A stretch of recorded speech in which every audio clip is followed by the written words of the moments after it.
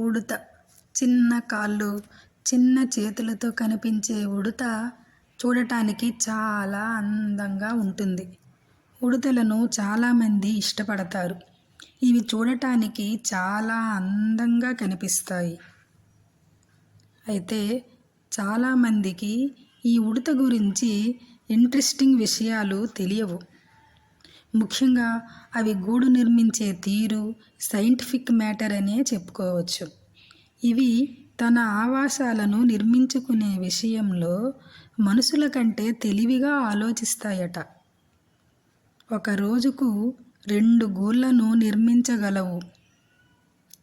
ప్రమాదం ఉందని భావిస్తే ఉడత తమ పిల్లలను ఒక గూటి నుండి మరొక గూటికి తరలిస్తుంది. ఉడత 40 నుండి 45 రోజులు ప్రెగ్నెంట్గా ఉంటుంది. ఒకేసారి 2 లేదా 4 పిల్లల్ని కంటుంది. ఉడత 2 వారాలలో వాటి పళ్ళు బయటికి వస్తాయి. ఈ పళ్ళు ఎప్పటికీ పెరుగుతూనే ఉంటాయట. అందుకే ఉడతలు నిరంతరం గింజలు, కొమ్మలు కొరుకుతుంటాయి. లేకపోతే పళ్ళు పొడవుగా పెరిగి దవడలకు ఇబ్బంది అయ్యే ప్రమాదం ఉంది. హిందూ మతంలో ఉడతను శుభప్రదంగా భావిస్తాం. ఉడత తోక ముట్టుకుంటే ధనవర్షం కురుస్తుందని అంటారు. మత విశ్వాసాల ప్రకారం ఉడతను శ్రీరాముని సహచరిగా పరిగణిస్తారు. ఉడతలను చూడటం, తాకడం ఆ వ్యక్తి అదృష్టాన్ని మారుస్తుందని నమ్ముతారు. ఉడతలు మనకు కొంత సంకేతం ఇస్తాయని అంటారు. మీ ఇంటి పెరట్లో, పార్కులో చాలా ఉడతలను చూస్తుంటారు. అయితే అలాంటి ఉడత ఇంటికి వస్తే శుభసూచకంగా భావిస్తారు.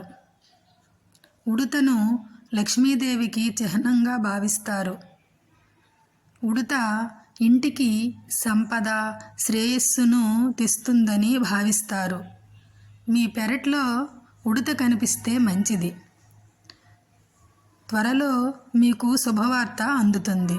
ఉడత ఇంట్లోకి వచ్చి అక్కడక్కడా తిరుగుతుంటే దానిని మంగళకరంగా భావిస్తారు. సంతానం ఆశించే వారికి సంతానం కలుగుతుందని నమ్మకం. రోజు ఒక్క ఉడత కంట పడితే లక్ష్మి అని పిలవాలట. అలా అంటే లక్ష్మీదేవి మిమ్మల్ని ఆశీర్వదిస్తుంది. ఇంట్లో ఉడత ఉంటే ఆ ఇంటికి లక్ష్మీదేవి వచ్చిందని అర్థం. ఇంటి ప్రధాన ద్వారం వద్ద ఉడత కనిపిస్తే లక్ష్మీదేవి మీ ఇంట్లోకి ప్రవేశించిందని చెప్పవచ్చు. మీ వంటగదిలో ఉడత కనిపిస్తే ఇంట్లోని అన్ని కొరతలను భర్తీ చేస్తుందని కూడా ఇది సూచిస్తుంది. ఉదయం పూట ఉడత కనిపిస్తే ఆ రోజంతా బాగుంటుందని అర్థం. తెల్లవారుజామున మీ కలలో ఉడత కనిపిస్తే మీకు త్వరలో డబ్బు వస్తుందని సంకేతం. తెల్లవారుజామున ఉడత ఇంటికి వస్తే ఆ రోజు మీకు శుభవార్త వస్తుందని అర్థం. ఇంటి చుట్టుపక్కల ఉడతలు ఉన్నా మనకు రోజు అవి కనిపించవు. అలాగే అవి ఎక్కువగా ఇంట్లోకి కూడా రావు ఉడతలు.